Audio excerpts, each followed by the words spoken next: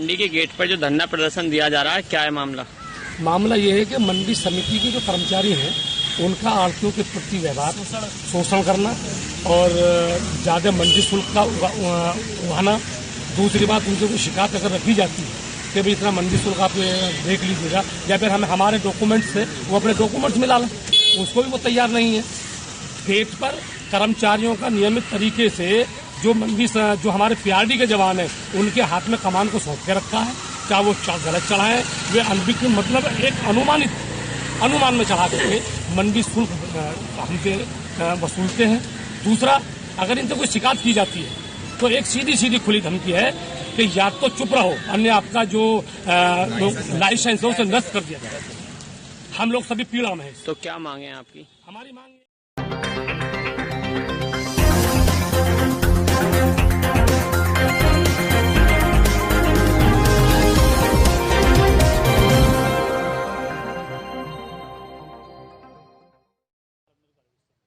देखिए, राज्य सरकार पहले दिन में ही इस मामले में पॉजिटिव थी। सबसे पहले राज्य सरकार ने कैबिनेट को अपना प्रस्ताव बना के लास्ट ईयर भेजा था। उसके बाद सरकार ने विधेयक भेजा, लेकिन राजभवन से आपत्ति आई कि साहब ये अनुच्छेद 14 और 16 का इसमें उल्लंघन हो जाएगा। तो कल हमने सब कमेटी को पहले ही अपना प्रत्यावेदन दे दिया था कि तिवारी जी के समय से 2004 से आंदोलनकारियों को एक विशेष श्रेणी यानी कि स्वाधीनता सेनानियों की तर्ज पर एक विशेष श्रेणी मानकर लोक सेवा आयोग और राज्याधीन सेवाओं में 10% क्षैतिज आरक्षण का लाभ देने के लिए शासनादेश किया था, जिसका लाभ 2011 तक आंदोलनकारियों ने लिया और एक विज्ञप्ति निकलती थी, सारी चयन प्रक्रिया ट्रांसपेरेंट तरीके से होती थी, तब मिला है। तो अब सब कमेटी ने इसकी संस्तुति कर दी है सरकार को और संभवतः जो आने वाली कैबिनेट है उसमें विधेयक पुनः उसी विधेयक को राजभवन भेजा जाएगा। हम सब कमेटी का भी आभार प्रकट करते हैं, राज्य सरकार का भी आभार प्रकट करते हैं। लाभ ये होगा, देखिए, ये कोई रेवड़ी नहीं है, ये उन लोगों को और उनके आश्रितों को सम्मान है जिन लोगों ने इस राज्य के लिए शहादत दी, सीने पे गोली खाई, पैरों में गोली खाई, लठ खाया, डंडा खाया, अनशन बैठे। तो ये समाज के लिए, आने वाली पीढ़ी के लिए एक प्रेरणा है कि जो लोग देश और राज्य के लिए कुर्बानी और बलिदान देते हैं, स्टेट या देश उनका सम्मान करता है। लाभ ये मिलेगा कि लोक सेवा आयोग के दायरे में जो पद आते हैं उसमें एसडीएम, डीएसपी, जज और एलाइट के आते हैं और स्टेट गवर्नमेंट में अधिकारी, कर्मचारी, ये कंपटीशन में एक अपॉर्चुनिटी है, एक सम्मान है, एक अवसर है, ये एक वरीयता मिलेगी हमको, एक वेटेज मिलेगा। ये रिजर्वेशन नहीं है, मैं फिर स्पष्ट कर दूं, क्योंकि ये जीवन काल में एक बार इसका लाभ मिलेगा और परिवार के एक ही आश्रित को मिलेगा। तो ये सम्मान है, ये वरीयता है, ये वेटेज है, ये ऑनर है और ये हमारा प्रिविलेज है, हमारा सौभाग्य है कि प्रथम दिन से नित्यानंद स्वामी जी के समय से जितने भी मुख्यमंत्री और जो भी गवर्नमेंट हुई, इररिस्पेक्टिव ऑफ बीजेपी, कांग्रेस, सभी ने सम्मान दिया है और वर्तमान सरकार भी उस सम्मान की प्रक्रिया को आगे बढ़ा।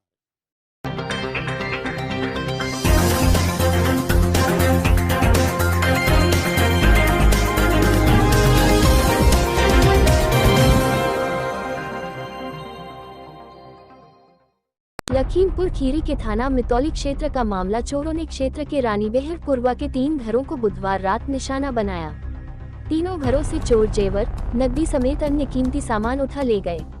दरअसल आपको बता दें, मितौली थाना के गांव गंगारामपुर के पास रानीबेहर पुरवा के एक घर में नकब लगाकर व 2 बंद पड़े घरों के ताले तोड़कर चोरी की घटना को अंजाम दिया। रानीबेहर पुरवा के रहने वाले बाबू अपने परिवार के साथ कमरे के बाहर छप्परों के नीचे सोए थे। इसी दौरान चोरों ने बंद पड़े कमरों के पीछे नकब लगा दी। नकब के रास्ते घुसे चोर मानवेदी, हाथ, झाला व चांदी की एक जोड़ी पायल सहित एक डेग उठा ले गए। वहीं धर्मेंद्र कुमार व मंजूर अली के बंद पड़े मकानों के ताले तोड़कर चोर जेवर, नकदी व अन्य जरूरी सामान उठा ले गए। पीड़ितों की घटना की जानकारी सुबह हो पाए। सूचना पर पहुंची पुलिस ने मौका मुआयना कर जांच शुरू कर दी है। हुआ यहाँ पे चोरी हो गया। कितने घरों में हुई है? 3 घरों में। अच्छा, आपके यहाँ भी हुई है? हाँ, हमारे यहाँ। क्या क्या गया है आपके यहाँ? हमारे यहाँ 2 मोहर गई है और पूरा जेवर पायल है, झाला है और सारा सामान चला गया है। और किसके यहाँ चोरी हुई? और मंजूर अली के यहाँ हुआ। और उनका नाम तो बाबू। ठीक। खोलो कैसे? फिर रस्सी तरह फिर काटन, फिर निकालो, सब चाय बनाई जा रही। तब कहीं केवाड़ा नहीं खुलते, हम कहीं देखी केवाड़ा नहीं खुलते, तब देखे का भीतर फिर बंधुआ भीतर भीतर से का सामान गया है? क्या चीज़ें सोने की रहे, चांदी की रहे और ये भाईजान जानते हैं, हमारे सबके मरातन में जो है बैग मिलते हैं, तो बैग गाय चली गई हुए में चाउर भरे रहा, चाउर सब नहीं ले जा पाए, तो थोड़े चाउर में कुराई दे, तब हम बाबू जी आए ना कहने भर ले तब थोड़े।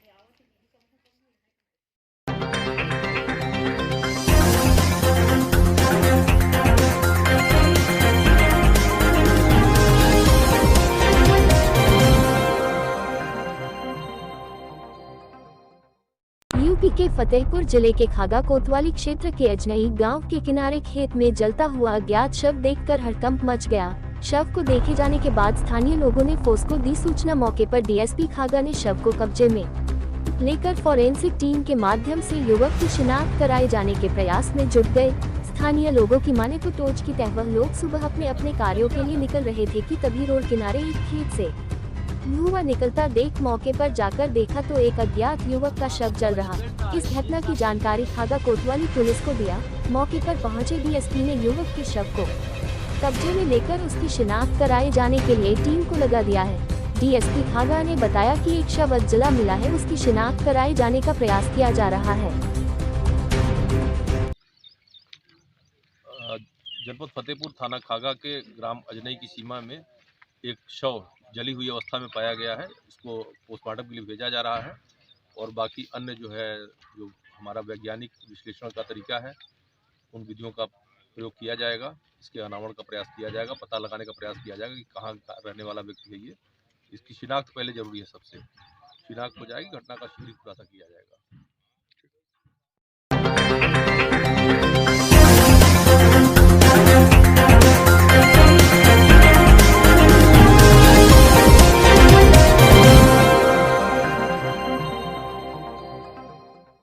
लखीमपुर खीरी जिले के तराई में दुधवा टाइगर रिजर्व में हर वर्ष की तरह इस वर्ष भी अंतर्राष्ट्रीय वेटलैंड दिवस पर बर्ड फेस्टिवल धूमधाम के साथ मनाया गया।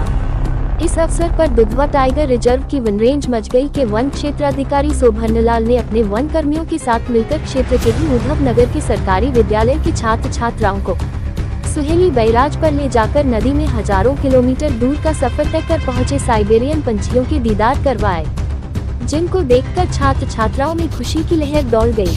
जिसके बाद सभी छात्र छात्राओं को साइबेरियन पक्षियों के बारे में कि किस तरह से साइबेरियन पक्षी हजारों किलोमीटर का सफर तय कर दुधवा टाइगर रिजर्व के विभिन्न तालाबों में पहुंचते हैं, जहां पर वह सर्दी का मौसम शुरू होते ही पहुंच जाते हैं और 3 महीने का विचरण कर प्रजनन करते हैं, जिसके बाद मौसम में तब्दीली होते ही वापस अपने देश चले जाते हैं।